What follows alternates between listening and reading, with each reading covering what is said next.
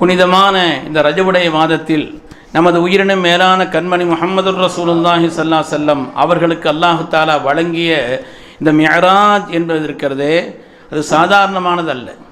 அதை முஃமின்கள் நம்ப வேண்டியது கடமை. முதலில் அதை நாம் விளங்க வேண்டும். ஏனென்றால் இந்த இஸ்ராவை பற்றியும் மிஅராஜை பற்றியும் அல்லாஹு தஆலா குர்ஆன் ஷரீஃபிலே 2 சூறாக்களில் சொல்லி காண்பிக்கிறான். ஒரு சூறாவுக்கு இஸ்ரா என்றே பெயர் வைத்திருக்கிறான். 2 சூறாக்களில் அல்லாஹு தஆலா இது சம்பந்தமான விஷயங்களை சொல்லி காட்டுகிறான். ஒரு சூரத்திற்கு அல்லாஹு தஆலா இதனுடைய பெயரையே, இஸ்ரா என்ற பெயரையே, இரவு நேரத்தில் அழைத்து செல்லுதல் என்ற கருத்து கொண்ட அந்த பெயரையே அல்லாஹு தஆலா ஒரு சூறாவுக்கு வைத்திருக்கிறார். இதை நம்ப வேண்டியது முஃமின்களுடைய கடமையாக இருக்கிறது. இது ஆச்சரியங்களின் புதையல். மிஅராஜ் என்பதும் இஸ்ரா என்பதும் ஆச்சரியங்களின் புதையல். அது நம்முடைய ஈமானுக்கு வலு சேர்க்கக்கூடிய காரியம். நம்முடைய ஈமானுக்கு வலு சேர்க்கக்கூடிய மகத்தான ஒரு வலிமை சேர்க்கக்கூடியது தான் சங்கையான மிஅராஜ். நம்முடைய அறிவை கொண்டு அளக்கும் பயணம் அல்ல அது. அல்லாஹ் குர்ஆனிலே சொல்கிறான், ஒமா ஜஅல்னா ருயல்லதி அரைனாக இல்லா ஃபித்னத்தல் லின்னாஸ். நாயகமே, உங்களுக்கு நாம் நம்மை காட்டி தந்த இந்த காரியம் இருக்கிறதே, மக்களுக்கு ஒரு சோதனைக்காகன்னு சொல்றோம். நம்மை காட்டி தந்த இந்த நிகழ்வு, ஒமா அரைனாக இல்லா ஃபித்னத்தல் லின்னாஸ், நம்மை காட்டி தந்த இந்த நிகழ்வு என்பது மனிதர்களுக்கு ஒரு சோதனை என்று சொல்கிறான். உங்களுடைய ஈமானுக்கு சோதனை. எல்லாவற்றையும் என்னுடைய அறிவை கொண்டே அளப்பேன் என்று எண்ணக்கூடியவர்களுக்கு ஒரு சோதனை. நயவஞ்சகத்தனமானவர்களுக்கு இது ஒரு சோதனை. பக்குவமான ஈமானுக்கும் மாற்றமானவர்களுக்கு ஒரு சோதனை என்பதை குர்ஆன் நமக்கு சொல்லி காண்பிக்கிறது. எல்லாவற்றையும் அறிவை கொண்டு அளப்பதல்ல இந்த பயணம். இது ஒரு வித்தியாசமான பயணம். மனிதர்கள் மறைவிற்கு பின்னால், வஃபாத்திற்கு பின்னால் காண வேண்டிய இந்த காரியங்களை எல்லாம் அல்லாஹு தஆலா நமது நாயகத்திற்கு காட்டி கொடுத்த பயணம் மிஅராஜினுடைய பயணம்.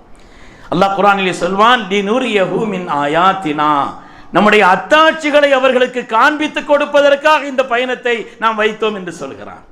ரப்பினுடைய அத்தாட்சிகள், அல்லாஹ்வுடைய உள்ளமையையும் அவனுடைய வல்லமையையும் சொல்லக்கூடிய ரப்பினுடைய அத்தாட்சிகளை சொல்லக்கூடிய பயணம் என்று சொல்கிறான். இறந்தவர்களை சந்திப்பது என்பது மரணத்திற்கு பின்னால் நிகழக்கூடியது. இறந்தவர்களை சந்திப்பது என்பது மரணத்திற்கு பின்னால் உள்ள ஒரு காரியம்.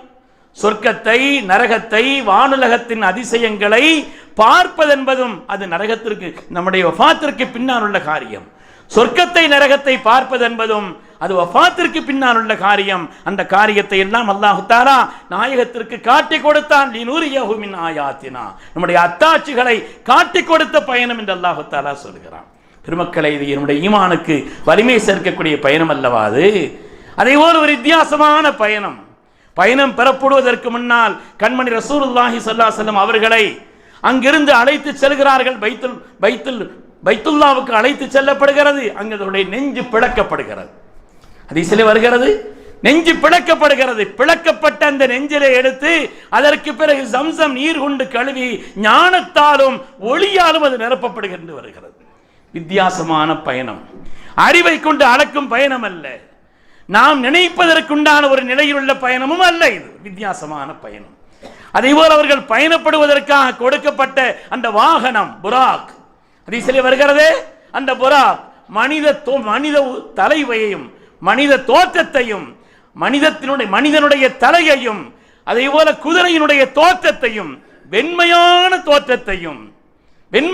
தோற்றத்தையும், மின்னல் வேகத்தை விட வேகமாக கடக்கக்கூடிய அப்படிப்பட்ட ஆற்றலையையும், அதேபோல் அந்த புராக் என்ற வாகனம் என்பது வெண்மை நிறமாகவும் அல்லாஹ் தஆலா அமைத்து வைத்த ஒரு வித்தியாசமான பயணத்தின் வாகனம்.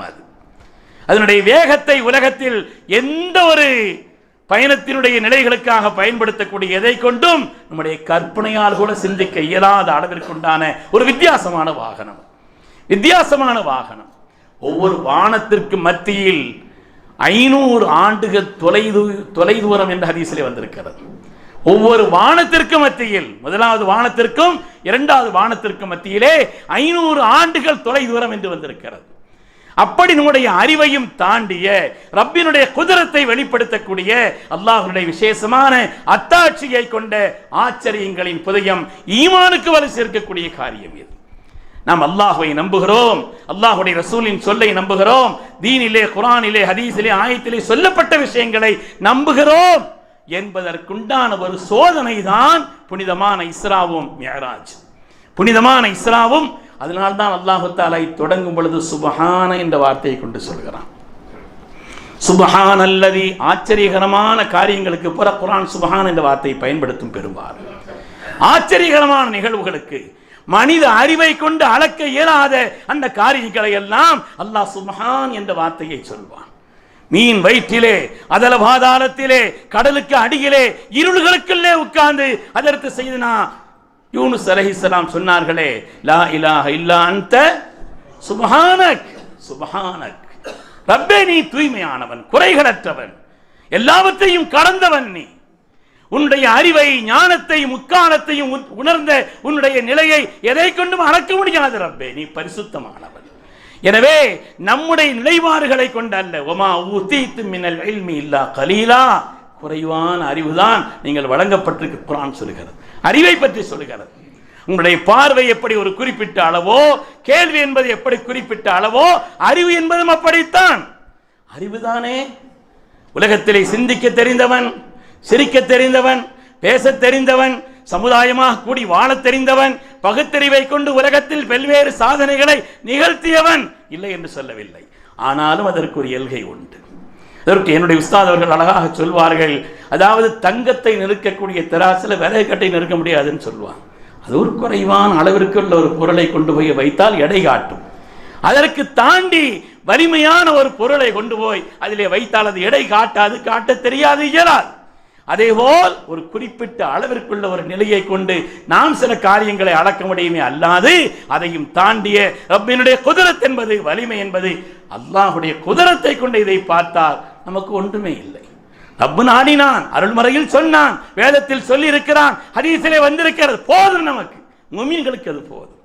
எனவேதான் அல்லாஹ் தஆலா ஃபித்னத்தல் லின்னாஸ், மக்களுக்கு ஒரு சோதனைக்காக, மக்களுக்கு ஒரு சோதனைக்காக என்று அல்லாஹ் தஆலா சொல்லி காட்டுகிறான். அருமையான பெருமக்களே, வரலாற்று தேதியிலே சொல்லப்படக்கூடிய சில கருத்து வேறுபாடுகளின் காரணத்தினாலே, வரலாற்று ரீதியாக சொல்லப்படக்கூடிய தேதிகளில் சில கருத்து வேறுபாடு காரணமாக இந்த அற்புதமான நிகழ்வை பேசுவதையும் அந்த நாளையும் முஸ்லிம்களில் சிலர் புறக்கணிக்கிறார்கள். துர்பாக்கியவான்கள். இந்த வரலாற்று அற்புதமான நிகழ்வை, ஈமானுக்கு வலிமை சேர்க்கக்கூடிய அல்லாஹு தஆலா சோதனை என்று சொல்லி காண்பித்த இந்த நிகழ்வை வரலாற்று தேதியில் சொல்லப்படும் கருத்து வேறுபாடுகளின் காரணத்தினாலே இந்த அற்புதமான நிகழ்வை பற்றி பேசுவதையோ, அந்த இரவினுடைய மாண்புகளை உணர்வதையோ இல்லாது அதை புறக்கணிக்கிறார்கள். ஏராளமான படிப்பினைகள் நிறைந்த, ஈமானுக்கு வலிமை சேர்க்கக்கூடிய பாடங்கள். மேராஜில் என்ன பாடம்? இன்ஷா அல்லாஹ் மேராஜுடைய இரவிலே பேசுவோம். மேராஜ் நமக்கு கற்றுத்தரக்கூடிய பாடம் என்ன? ஒரு மூமின் அதிலிருந்து என்ன பாடத்தை எடுக்க வேண்டும், அது நமக்கு சொல்லி தரக்கூடிய பாடங்கள் என்ன என்பதை விளங்க வேண்டும். அது ஈமானுடைய பாடங்கள் அதுவெல்லாம். அதனாலே அப்படிப்பட்ட அந்த பாக்கியம் நிறைந்த புனிதமான மேராஜ், நமது உயிரின் மேலான கண்மணி முஹம்மது ரசூலுல்லாஹி ஸல்லல்லாஹு அலைஹி வஸல்லம் நபித்துவம் பெற்று 11 ஆண்டுகளுக்கு பின்னாலே, அவர்களுக்கு நபித்துவம் கிடைக்க பெற்று 11 ஆண்டுகளுக்கு பின்னாலே, தங்களுடைய 51வது வயதில் ரஜபுடைய மாதம் 27ஆம் நாள், மிக பெரும்பாலான வரலாற்று ஆசிரியர்கள் சொல்லக்கூடிய அந்த கருத்தின்படி ரஜபுடைய மாதம் 27ஆம் நாள், ஹிஜ்ரத்திற்கு 1 வருஷத்திற்கு முன்னாலே, அன்னை ஹதீஜா ரலியல்லாஹு அன்ஹா அவருடைய வஃபாத்திற்கு பின்னாலே, ஸல்லல்லாஹு அருமை துணைவியார், இந்த தீனின் தூணாக திகழ்ந்த என் ஹதீஜா எனக்கு செய்த பகரத்திற்கு என்னால் எந்த பகரத்தையும் செய்ய முடியவில்லை. தன்னுடைய திரண்ட செல்வத்தால் இந்த தீனுக்கு வாரி வழங்கிய அந்த சீமாட்டி, அவருடைய இழப்பு ஸல்லல்லாஹு அலைஹி வஸல்லம் தாங்க முடியாத ஒரு நிலையில் இருந்தது. அதேபோல் பெரிய தகப்பனார் அபூ தாலிபினுடைய அந்த வஃபாத், ரசூல் அவர்களை கலங்கரித்த 2 மரணங்கள். ஆமுல் ஹுஸ்ன், இது கவலை ஆண்டு என்று பெயர் வைத்தார்கள். அதே போல இந்த ஈமானுடைய செல்வத்தை பல இடங்களிலும் கொண்டு செல்வதற்காக குழுக்களுக்கும் நாடுகளுக்கும் பல பகுதிகளுக்கும் சென்ற பொழுது எல்லோரும் புறக்கணித்த ஒரு நிலையிலே, தாய்வில் கல்லால் அடித்து விரட்டிய நிலையிலே, மனம் சோர்ந்திருந்த நிலையில் அல்லாஹு தஆலா கொடுத்த அவர்களுக்கு மனதுக்கு ஆறுதலுக்காக, அவருடைய அந்தஸ்தின் உயர்வுக்காக அல்லாஹ் கொடுத்த சன்மானம் தான் புனிதமான மிஅராஜினுடைய பயணம், புனிதமான இந்த இஸ்ராவினுடைய பயணம். பெருமக்களே, ஹதரத் ரசூலுல்லாஹி ஸல்லல்லாஹு அலைஹி வஸல்லம் பெரிய தகப்பனார் அபூ தாலிபின் அருமை துணைவியார் அன்னை உம்மு ஹானி ரலியல்லாஹு அன்ஹா அவருடைய வீட்டில் ஸல்லல்லாஹு அலைஹி வஸல்லம் அவர்கள் தஹஜ்ஜுதுடைய இந்த தொழுகை தொழுது கொண்டிருக்கிறார்கள். ஜிப்ரீல் அலைஹிஸ்ஸலாம் வந்து விட்டார்கள். ஜிப்ரீல் அலைஹிஸ்ஸலாம் வந்து விட்டார்கள். புகாரில் ஹதீஸ் வருகிறது, முஸ்னத் அஹ்மதிலே வருகிறது, பல்வேறு செய்திகளிலே. அதில் ஜிப்ரீல் அலைஹிஸ்ஸலாம் வந்து விட்டார்கள். வந்து சொன்னார்கள், ரப்பினுடைய அழைப்பை அவர்களிடத்தில் சொல்கிறார். ரப்பினுடைய அழைப்பை சொல்கிறார்கள். ஹதரத் ரசூலுல்லாஹி ஸல்லல்லாஹு அலைஹி வஸல்லம் பயணப்படுகிறார்கள். அங்கிருந்து புராக் வந்திருக்கிறது, ஜிப்ரீல் அலைஹிஸ்ஸலாம் வந்திருக்கிறார்கள். அதனால் பயணம் புறப்படுகிறார்கள். பைத்துல் மக்தஸை சென்று அடைவதற்கு முன்னாலே ஹதரத் ரசூலுல்லாஹி ஸல்லல்லாஹு அலைஹி வஸல்லம் அவர்கள் மூசா அலைஹிஸ்ஸலாம் அவர்கள் ரப்போடு உரையாடி இந்த தூர் சீனா மலை 2 ரக்காத் அங்கே தொழுகிறார்கள். அதற்கு பின்னால் ஹதரத் ஈசா அலைஹிஸ்ஸலாம் பிறந்த இடமான பைத்துல் லஹமில் 2 ரக்காத் தொழுகிறார்கள். அதை முடித்து விட்டு தான் பைத்துல் முகத்தஸிற்கு செல்கிறார்கள். எல்லா நபிமார்களும் அங்கே ஆஜராகி இருக்கிறார். இமாமுல் அம்பியா நமது நாயகம் ஸல்லல்லாஹு அலைஹி வஸல்லம் இமாமுல் அம்பியா, நபிமார்களுக்கெல்லாம் இமாம், எல்லோருக்கும் இமாமாக நின்று அல்லாஹ்வுடைய ரசூல் தொழுக வைக்கிறார்கள். தொழுகை என்பதை பின்னால் தானே கடமையாக்கப்பட்டது. என்ன தொழுக வைத்தார்கள்? கடமையான தொழுகை பின்னால் இருந்தது என்று சொன்னாலும் கூட ஏற்கனவே நடைமுறையில் இருந்தது. தொழுகை ஏற்கனவே அறியப்பட்ட விதத்தில் இருந்தது. கடமையானது அது பின்னால் ஆக்கப்பட்டது என்று சொன்னாலும் கூட ஏற்கனவே நடைமுறையில் இருந்த முன் சமுதாய மக்களும் முன்னாளுடைய நபிமார்களும் தொழுத அந்த தொழுகைகளில் ஒன்றை ஸல்லல்லாஹு அலைஹி வஸல்லம் அவர்கள் அங்கே இமாமாக நின்று அவ்வளவு பேருக்கும் எல்லோரும் இறந்து விட்டார்களே. எப்பொழுது ரூஹ் கொடுக்கப்பட்டது? எப்படி வந்தார்கள்? இதுதான் நம்முடைய ஈமானுக்கு சோதனை. இதுதான் நம்முடைய ஈமானுக்கு தெளிவாக இருக்கிறதா என்று மாத்திரம் பார்க்கலாம். அவ்வளவுதான். ஹதீஸ் ஆயத்துகளிலே தெளிவு இருக்கிறதா? ஆதாரப்பூர்வமான செய்தி தான். அது போதும் நம்முடைய ஈமானுக்கு. எல்லோரும் சேர்ந்து நிற்கிறார்கள். ஸல்லல்லாஹு அலைஹி வஸல்லம் இமாமாக நின்று அவர்கள் தொழுக வைக்கிறார்கள். அருமையானவர்களை தொழுக வைத்து முடித்ததற்கு பின்னால் அங்கிருந்து பயணப்படுகிறார்கள். ஜிப்ரீல் அலைஹிஸ்ஸலாம் அவர்கள் அழைத்துக் கொண்டு செல்கிறார்கள். முதல் வானம் தட்டப்படுகிறது. யார் சொல்கிறார்கள்? ஜிப்ரீல். உடன் யார் சொல்கிறார்கள்? அனுமதி உண்டா? அவர்களுடைய அனுமதியின் பேரில் அழைத்து வரப்படுகிறது. முதல் வானம் திறக்கப்படுகிறது. ஒவ்வொரு வானத்திற்கும் இடையில் 500 ஆண்டுகள் தொலைதூரம் என்று சொல்கிறேன். ஹதீஸிலே வருகிறது. ஹதரத் ஆதம் அலைஹிஸ்ஸலாம் மர்ஹபன் பில் இப்னி சாலிஹ், என் அருமை மகனை வருகன் வரவேற்கிறான் ஹதரத் ஆதம் அலைஹிஸ்ஸலாம். முதல் வானத்தில். இரண்டாவது வானம் தொடர்ந்து பயணம். இரண்டாவது வானத்தில் ஹதரத் சையதுனா ஈசா அலைஹிஸ்ஸலாம், யஹ்யா அலைஹிஸ்ஸலாம் 2 பேர் வரவேற்கிறார்கள். தொடர்ந்து அதற்கு அடுத்த 3வது வானத்தில் சையதுனா யூசுப் அலைஹிஸ்ஸலாம் வரவேற்கிறார்கள். 4வது வானத்தில் ஹதரத் சையதுனா இத்ரீஸ் அலைஹிஸ்ஸலாம் வரவேற்கிறார்கள். 5வது வானத்தில் சையதுனா ஹாரூன் அலைஹிஸ்ஸலாம் அவர்களை வரவேற்கிறார்கள். 6வது வானத்தில் சையதுனா மூசா அலைஹிஸ்ஸலாம் வரவேற்கிறார்கள். வரவேற்றவர்கள் பயணப்பட்ட நேரத்தில் மூசா அலைஹிஸ்ஸலாம் அழுதாங்க. எதன் அழுகிறீர்கள்? எதற்காக அழுகை? இல்லை, நானும் என்னுடைய உம்மத்திற்காக எவ்வளவு கஷ்டப்பட்டேன். என் உம்மத்தை எல்லாம் கொண்டு போய் சொர்க்கத்தில் சேர்க்க வேண்டும் என்பதற்காக நான் பட்ட பாடும் கஷ்டமும் கொஞ்சம் நேரமில்லை. என் உம்மத்திற்கு எனக்கு ஒத்துழைக்கவில்லை. ஆனால் எனக்கு பின்னால் வந்த என் அருமை சகோதரர் ஹதரத் சையதுனா முஹம்மது ரசூலுல்லாஹி ஸல்லல்லாஹு அலைஹி வஸல்லம் உம்மத்மார்களில் பெரும் கூட்டம் சுவனத்திற்கு நிற்குமே, எனக்கு அந்த வாய்ப்பு நழுவிவிட்டதே என்று நினைத்து அழுகிறேன் சொன்னான். நாயகத்தோடு சொர்க்கத்திற்கு செல்லும் அந்த கூட்டத்தில் அல்லாஹ் நம்மையும் கபூல் செய்தார். உண்மையான முஃமினீன்களே, ஹதரத் மூசா அலைஹிஸ்ஸலாம் இடத்திலிருந்து விடைபெற்று 7வது வானம் செல்கிறார்கள். ஹதரத் கலீலுல்லாஹ் இப்ராஹிம் அலைஹிஸ்ஸலாம், என் அருமை மகனை வருக, மர்ஹபன் பிப்னி சாலிஹ் வல்லாஹி சாலிஹ், என் அருமையான தோழரே, என் அருமை மகனை வருக ஹதரத் இப்ராஹிம் அலைஹிஸ்ஸலாம் வரவேற்கிறார். அதற்கு பின்னால் பைத்துல் மஅமூர். குர்ஆனில் அல்லாஹ் சொன்னானே, வத்தூரி வ கிதாபின் மஸ்தூர் ஃபீ ரக்கின் மன்ஷூர் வல் பைத்துல் மஅமூர். அல்லாஹ் குர்ஆனிலே சொல்வானே, பைத்துல் மஅமூர் வான்மண்டலத்தின் கஅபா. அதுதான் வான்மண்டலத்தின் கஅபா, பைத்துல் மஅமூர் தான். பைத்துல் மஅமூரிலிருந்து ஏதாவது ஒன்று போடப்பட்டால் கீழே நேர கஅபத்துல்லாஹ்வுக்கு தான் வரும். அதுவும் அவ்வளவு நேர்பாடானது. வான்மண்டலத்தின் கஅபா, அதிசயமான உலகத்தின் ஒரு நிலை.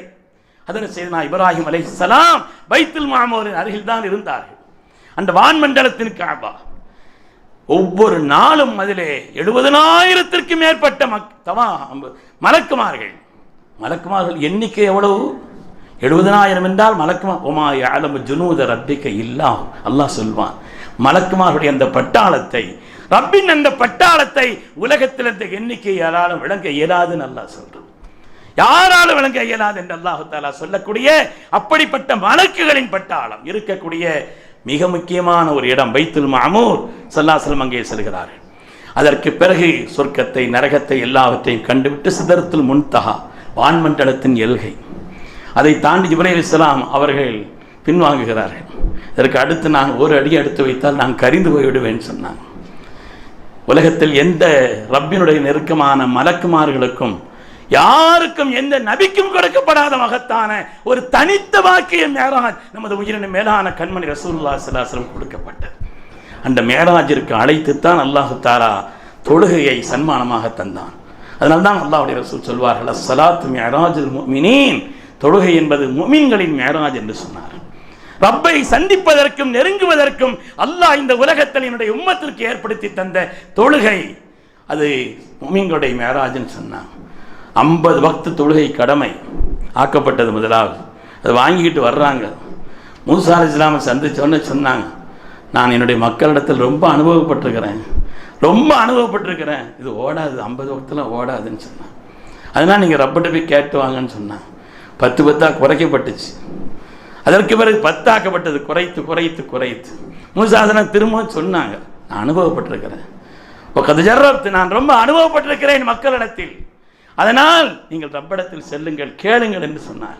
ஹதரத் ரசூலுல்லாஹி ஸல்லல்லாஹு அலைஹி வஸல்லம் அதற்கு பிறகு போனார்கள். 5ஆக குறைக்கப்பட்டது 5 என்றாலும் கூட 50 நன்மை உங்களுக்கு கிடைக்கும் என்று சொல்லப்பட்டது. திருப்பி மூசாசனா உடல்ல போயிட்டு வாங்கன்னு சொன்னாங்க. திருப்பியும் சொன்னாங்க போக சொல்லி, நான் ரொம்ப ஹயாவாக இருக்கிறேன், உம்மத்தின் மீது ஆதரவு வைத்து வந்திருக்கிறேன் ஸல்லல்லாஹு அலைஹி வஸல்லம். பிறகு வந்தான். அருமையான பெருமக்களே, புனிதமான அந்த தொழுகையை வாங்கி கொண்டு அல்லாஹ்வுடைய ரசூல் அவர்கள் அங்கு உரையாடியதெல்லாம் ஹதீஸிலே வருகிறது. மக்காவுக்கு திரும்ப வந்துட்டாங்க. வந்தவொடனே அதற்கு உம்முஹானிட்டு சொன்னாங்க, நான் மக்களிடத்தில் இப்படி ஒரு செய்தியை சொல்ல போகிறேன். வேண்டாம் சொன்னாங்க. வேண்டாம், என் ரப்பின் குதிரத்தை நான் எப்படி மறைப்பது? இன்னிலா உஹிப்பன் அக்தும குதிரத்தல்லாஹ், ரப்பினுடைய குதிரத்தை நான் எப்படி மறைக்க முடியும்? இல்லை, யாரும் நம்ப மாட்டாங்க, இது சொன்ன சரி வராது, வேண்டாங்கிறாங்க. சல்லாசல்ல எழுந்திரிச்சு போனாங்க. அவங்களை பிடிச்சி இழுத்தாங்கன்னு வருது, வேண்டான்னு சொன்னாங்க. அன்றும் சில பேர் இருந்தார்கள், அறிவை கொண்டு அளப்பது அல்லவா அது. அதனாலே அப்படி சொன்னோம். அபூஜஹல் சொன்னோன்னு சிரிச்சான். சரி, இப்படி சிரிப்பு இல்லை, வாங்க வாய், இப்படித்தான் ஆள் வேணும்னு சொன்னான். இவ்வளோ நாள் அது இதை சொல்லிக்கிட்டு இருந்தாரு. இன்னைக்கு ஒரு ராத்திரியில் பைத்துல் முகத்தஸ் என்பது அரபுகளுக்கு அறிமுகமான இடம், மாத கணக்கிலே பயணம் செய்தவர்கள் போகக்கூடிய இடம். ஒரு இரவில் சில மணி நேரங்களில் பைத்துல் முகத்தஸ் சென்று அங்கிருந்து 7 வானங்களையும் கடந்து சிதறத்துல் முன்தஹா போய் ரப்பிடத்தில் உரையாடி வாங்கிட்டு வந்திருக்கிறேன்னு சொல்றாங்களே. அபூஜஹல் சிரித்தான். சிரித்து விட்டு சொன்னான், கூட்டத்தை பூரா கூட்டிட்டான். அவனே கூட்டத்தை கூட்டிட்டு இப்படி சொன்னாங்க. இவன் சொன்னான், நான் சொல்லலை, அவங்க சொல்லிடக்கூடாதுங்கிறதுக்காக வேண்டி என்னிடத்தில் சொன்னதை நீங்கள் சொல்லுங்கள்னு சொல்லி ஸல்லல்லாஹு அலைஹி வஸல்லம் பார்த்து சொன்னான். அல்லாஹ்வுடைய ரசூல் சொன்னார்கள். சொன்னா சில பேர் வாய் விட்டு சிரிச்சான், சிலர் கேலி பண்ணான், சில பேர் தலையிலே அடிச்சுக்கிட்டான், சில பேர் புதிதாக இஸ்லாமான சில பேர் ஈமானை விட்டும் கூட போய்விட்டார்கள். சில பேர் புதிதாக இஸ்லாத்திற்கு வந்த சில பேர் ஈமானை விட்டும் திறந்தார்கள். அது வருகிறது. அப்படிப்பட்ட ஒரு நிலை. ஆனால் அந்த நேரத்தில் வெளியிலே சென்றிருந்த சித்திக் நாயகம் வருகிறார்கள். வந்தான்னு அவங்கள்ட்ட சொன்னாங்க, எவ்வளோ நாள் உங்களுடைய சகோதரர், உங்களுடைய நண்பர் அது இதுன்னு சொல்லிக்கிட்டு இருந்தாங்க, இன்னைக்கு ஒரு ராத்திரியில் எப்படி நடந்திருக்கு? அவங்க சொன்னாங்களா, வல்லாஹி லஇன் கால, அவங்க சொல்லி இருந்தால் அது சதக்க, உண்மைதான் சொன்னார். ஈமானின் உச்சம் சித்திக் நாயகம் அவர்கள். அல்லாஹ் அப்படி போல ஒரு ஈமானை நமக்கு தந்தருள்வானா. சித்திக் நாயகம் சொல்கிறார், அவர்கள் சொல்லி இருந்தால், இது அவர்கள் சொல்லி இருந்தால், நான் என் காதால் கேட்கவில்லை, ஆனால் அவர்கள் சொல்லி இருந்தால் லக்கது சதக்க, உண்மையைத்தான் சொல்வார்கள் அவர்கள், அதற்கு மாற்றமா சொல்லவே மாட்டாங்கன்னு சொல்லி சித்திகுல் அக்பராக அல்லாஹ் அவர்களுக்கு கொடுத்த ஒரு உயர்வான ஒரு நிலை பெருமக்கள். அதனால மேராஜ் என்பதும் இஸ்ரா என்பதும் நம்முடைய ஈமானுக்கான சோதனை, ஏராளமான படிப்பினைகள் நிறைய சோதனை. மேராஜின் வழியாகத்தான் தொழுகை கடமையாக்கப்பட்டது, அதன் வழியாகத்தான் அல்லாஹ் தஆலா இந்த வாக்கியத்தை தந்தான். ஏராளமான படிப்பினைகளும் பாடங்களும் உள்ள அந்த மிஅராஜினுடைய வரலாறுகளை நாம் புதுப்பித்துக் கொள்ள வேண்டும். நம்முடைய மனதில் அதை ஆழ பதித்துக் கொள்ள வேண்டும். அதை கொண்டு நம்முடைய ஈமானிய வாழ்வை இன்னும் வளப்படுத்திக் கொள்ள வேண்டும். அல்லாஹு தஆலா நம்முடைய ஈமானை வலிமையானதாக ஆக்கி அருள்வானா. அவன் பொருந்திக் கொள்ளக்கூடிய சாலிஹீன்களில் அல்லாஹ் நம்மை கபூல் செய்தருள்வான். பரிசுத்தமான முஃமின்களைப் போல ஃபைன் ஆமனு பிமிஸ்லி மா ஆமன்தும் பிஹி, சஹாபிகள் ஈமானை போல நீங்கள் ஈமான் கொண்டால் நீங்கள் தான் வெற்றி ஹிதாயத் என்று அல்லாஹ் சொல்கிறானே, அந்த ஹிதாயத்தையும் அந்த வலிமையான ஈமானையும் அல்லாஹ் நமக்கு நசீபாக்கி அருள்வானாக. நம்மை சார்ந்த எல்லோருக்கும் அல்லாஹ் தந்தருள்வானாக. ஆமீன் ஆமீன் யா ரப்பல் ஆலமீன். வ ஆகிரு தஅவானா அனில் ஹம்துலில்லாஹி ரப்பில் ஆலமீன். அஸ்ஸலாமு அலைக்கும்.